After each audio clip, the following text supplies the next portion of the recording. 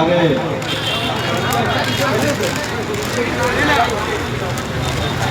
केंदुआ के सभी प्यारे भाइयों बहनों और हमारे साथ कंधा से कंधा मिलाकर चलने वाले जिला चैम्बर, केंदुआ चैम्बर, छातातार चैम्बर, मुक्की चैम्बर, लोयाबाद चैम्बर,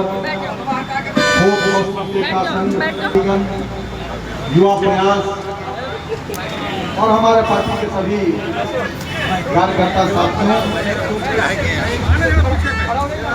देवियों और सज्जनों, मैं आपका हृदय से अभिनंदन करता हूं, अभिवादन करता हूं। एक सप्ताह के बाद मैं फिर से इस सड़क पे आपके बीच में नाटक करने के लिए आ गया। हाँ, नाटक में कह रहा हूं, इसलिए कह रहा हूं कि बहुत लोगों ने आपके बीच में आकर कहा कि मैं नाटक कर रहा हूं।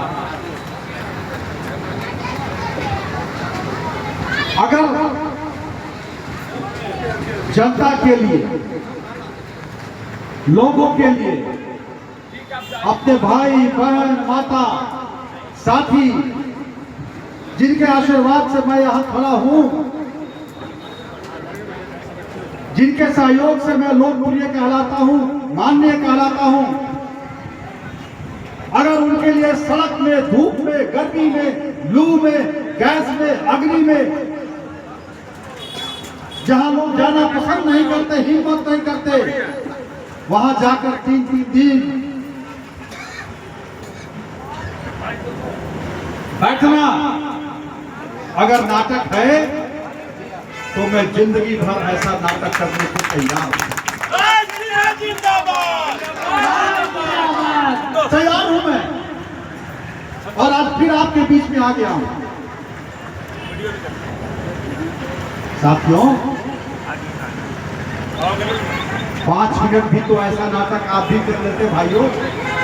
5 मिनट आकर के थोड़ा लोगों के साथ तो बैठ जाते, थोड़ा देखते कि गर्मी में यहाँ रहने वाले लोग किस प्रकार से रहते हैं, किस प्रकार से भय का माहौल उनके अंदर है, कैसा खौफ है, कैसा लगता होगा। अगर अपने को शुभचिंतक मानते हो, आओ ना, मुझे कोई शौक नहीं है, मैं अपने घर बनाने के लिए नहीं बैठा हूं, मुझे कोई चिंता नहीं, आकर के आप ही कर लो भैया, चालू करा दो, तुम्हारी तो सरकार है, तुम तो सरकार के हितैषी बन गए हो, कराओ। लेकिन नहीं, उनको केवल भाषण देना, उनको केवल राजनीति करना। मैं तमाम अपने साथियों को, खास करके हमारे चैम्बर के जिला से लेकर के यहाँ के तमाम साथियों को मैं दिल से उनका अभिनंदन करता हूँ, आभार करता हूँ, जिन्होंने मुझे शक्ति दिया, मुझे विश्वास दिलाया, उन लोगों ने भरोसा दिया कि भैया आप आगे बढ़िए, हर हमेशा आपके साथ हम लोग खड़े हैं।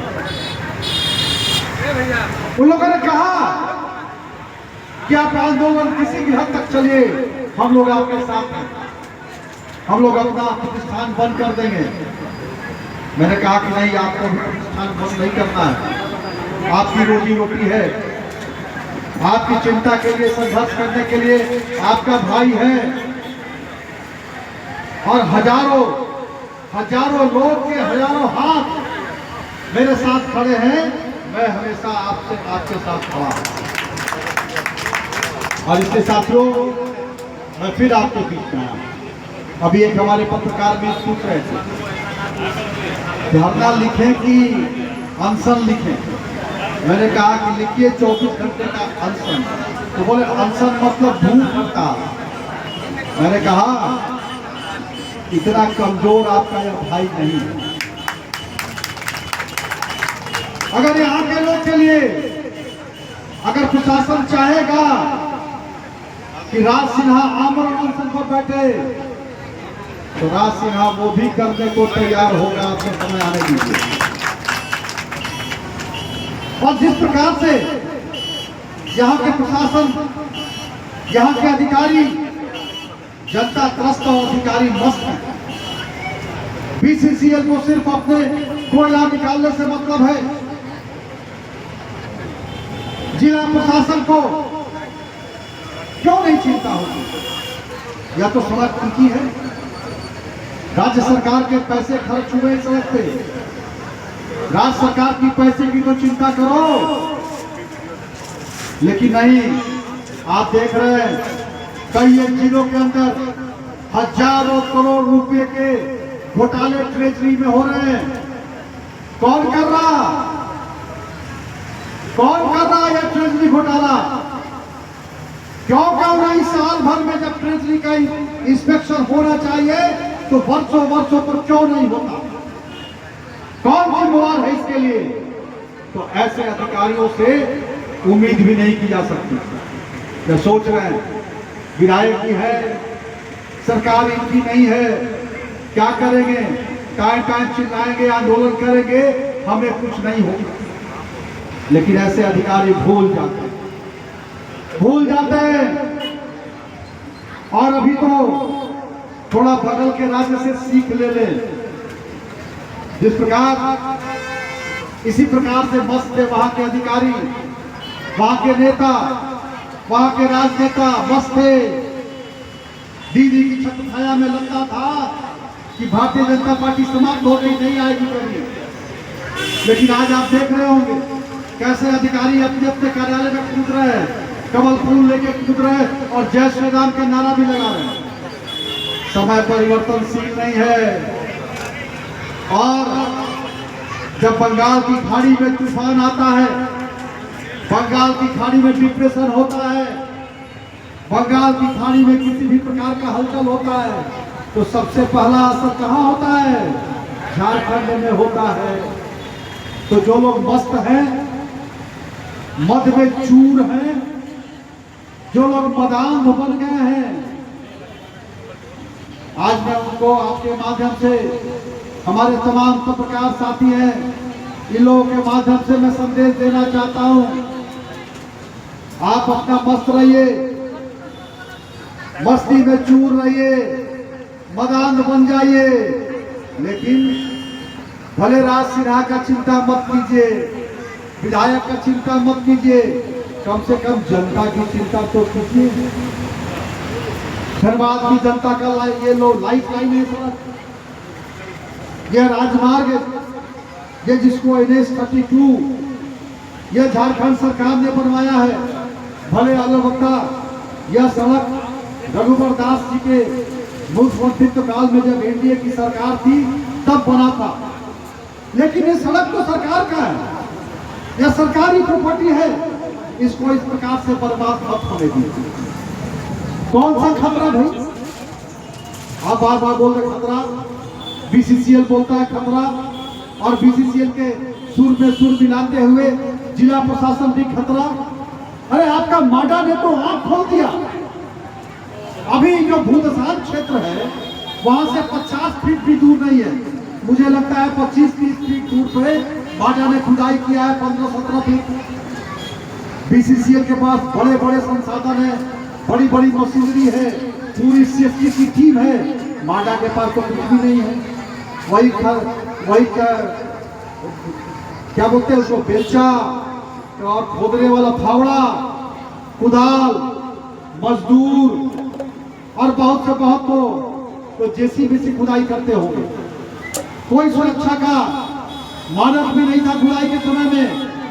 खुदाई हुआ, कोई तो परमाणु बम नहीं निकला अंदर से, तो वही साधारण सी पीली और लाल मिट्टी निकल रही है, कहीं खतरा नहीं है। लेकिन बीसीसीएल को लगता है, जिला प्रशासन को लगता है कि 10 फीट आगे अगर खोदेंगे तो नीचे से परमाणु निकलेगा, धड़कता हुआ ज्वाला निकलेगा, ज्वाला मिट्टी फट जाएगा। यह बहाना नहीं चलता, ये नहीं चलेगा बहाना साथियों। और आज इसीलिए मैं आया। हम राजनीतिक दल के कार्यकर्ता हैं, हम जनप्रतिनिधि हैं, हमारा काम है आंदोलन करना और मैंने वादा किया है कि जनता के सुख दुख में हमेशा आपके दरवाजे पर खड़ा रहूंगा। यहाँ केंदुआ की जनता, केंदुआ के व्यवसायी भाई, यहाँ हमारे बस्ती के लोग, हमारे यहाँ रहने वाले मजदूर भाई जो 60 साल से 70 साल से जिनकी 2-2 पीढ़ियां 3-3 पीढ़ियां आ जाती हैं, काम करती है, रोजगार करती है, उन मैंने जब उनकी आवाज सुना तो मैं आ गया और मेरा ये आंदोलन चलेगा, ये क्रमवार आंदोलन चलेगा। अभी 24 घंटे का भूख हड़ताल, फिर आगे। और मैंने कहा है हमारे नेता आदरणीय बाबूलाल मरांडी जी जो हमारे विधानसभा में नेता प्रतिपक्ष है, हम एक जनप्रतिनिधि उनसे भी मिलकर उनको भी आग्रह करेंगे। यहाँ के बाद फिर हम रांची जाएंगे, हम यहाँ के जो चीफ सेक्रेटरी है उनसे मिलेंगे। आपको याद होगा जब भूदासान हुआ था नवंबर में, उस समय विधानसभा चल रहा था, विधानसभा में मैंने आवाज उठाया, माननीय मुख्यमंत्री से आग्रह किया, उनसे कहा, चीफ सेक्रेटरी से मिला और उन्होंने मुख्यमंत्री जी ने चीफ सेक्रेटरी के नेतृत्व में 4 सेक्रेटरी और यहाँ के डीजीपी को भेजा। उन लोगों ने आकर के यहाँ देखा, यहाँ जहाँ गैस प्रभावित इलाका था वहां तक गया और डीजीपी ने, यहाँ चीफ सेक्रेटरी ने स्पष्ट रूप से यहाँ के डीसी को निर्देश दिया था कि आप जल्द से जल्द मीटिंग करके यहाँ के तमाम जनप्रतिनिधि, हर यहाँ के चेंबर, यहाँ के रैयत, यहाँ के रहने वाले लोगों के प्रतिनिधियों से वार्ता करके और सबके सुविधा अनुरूप आप यहाँ पुनर्स्थापन कीजिए, उनको स्थापित कीजिए कहीं दूसरी जगह पर जहाँ पुनर्वासित होते हैं। लेकिन 5-6 महीने चल गए, यहाँ के प्रशासन को अपने चीफ सेक्रेटरी के निर्देशों का कोई चिंता नहीं है, वे बिल्कुल भूल गए, कोई मतलब नहीं। और इस बीच साइंटिस्टों ने भी जांच किया और वैज्ञानिकों का भी मत है, यहाँ एक अगर 40-50 फीट ऊंचा किसी जगह पर एक बेंच लगा करके छोड़ दिया जाए तो वो गैस अपने आप निकलेगा। और मेरा दावा है, मैं चुनौती देता हूं जिला प्रशासन को, भारत कोकिंग कोल लिमिटेड को, जांच कराइए, खुलवाइए, यहाँ पे कोई आग नहीं है। और आवश्यकता पड़ेगी, अगर यहाँ से भी बात नहीं बनेगी, मैं जाऊंगा, मैं दिल्ली तक जाऊंगा, अपने माननीय कोयला मंत्री से ही बात करूंगा। साथियों, हमारे माननीय सांसद जी भी आए थे, मैंने देखा उन्होंने भी आपको विश्वास दिलाया था कि हम भी इसको बात करेंगे, कोल इंडिया चेयरमैन से बात करेंगे और इस सड़क को खुलवाने का प्रयास करेंगे। दोनों हम सब लोग, भारतीय जनता पार्टी के सारे कार्यकर्ता, चाहे वो सांसद हो, चाहे विधायक हो, चाहे कार्यकर्ता हो, सब लोग मिलकर के प्रयास कर रहे हैं और आज हमारे तमाम कार्यकर्ता भी लगे हुए हैं।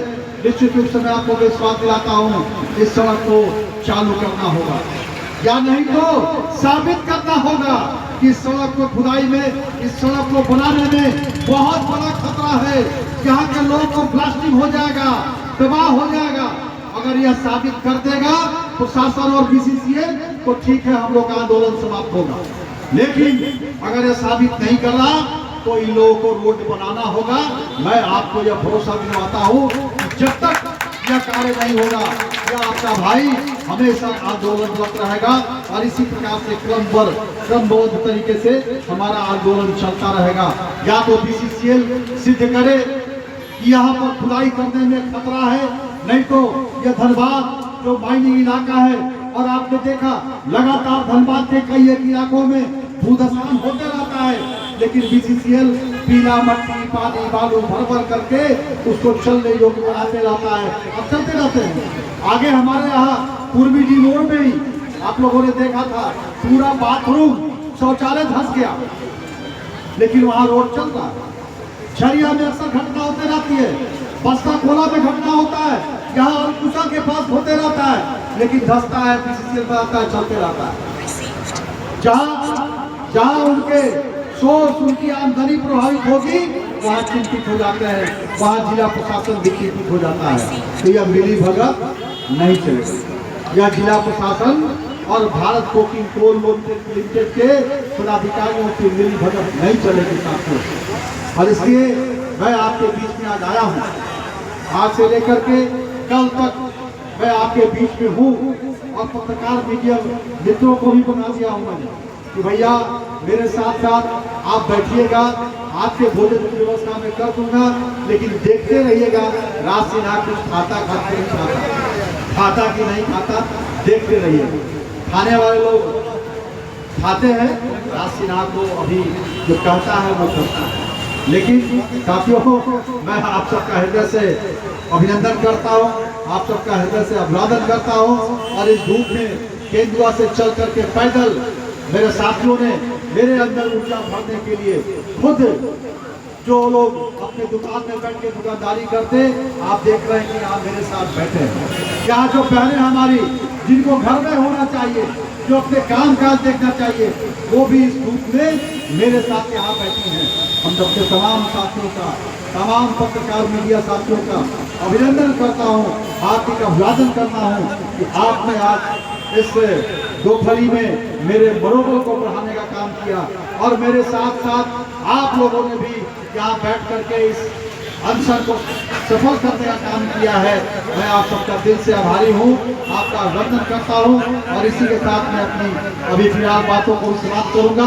बहुत बहुत धन्यवाद। लेकिन वैसे लोगों को जरूर एक बार पूछिए जो आपके बीच में आते हैं, जो आते हैं बोलते हैं कि फला आदमी कार्यक्रम नहीं, आंदोलन नहीं, नाटक करता है, उनसे पूछिए कि भैया थोड़ा कहिए, उनसे आग्रह कीजिए, आप उनसे आग्रह कीजिए, बोलिए कि राज सिन्हा जी जब बोलिएगा तो राज सिन्हा जी आपके पाँव पकड़ने को तैयार है, लेकिन आप भी थोड़ा 1-2 घंटा बैठ करके हम लोगों के लिए नाटक कर दीजिए। मैं आपका आभारी रहूँगा, मैं घर बढ़ जाऊँगा।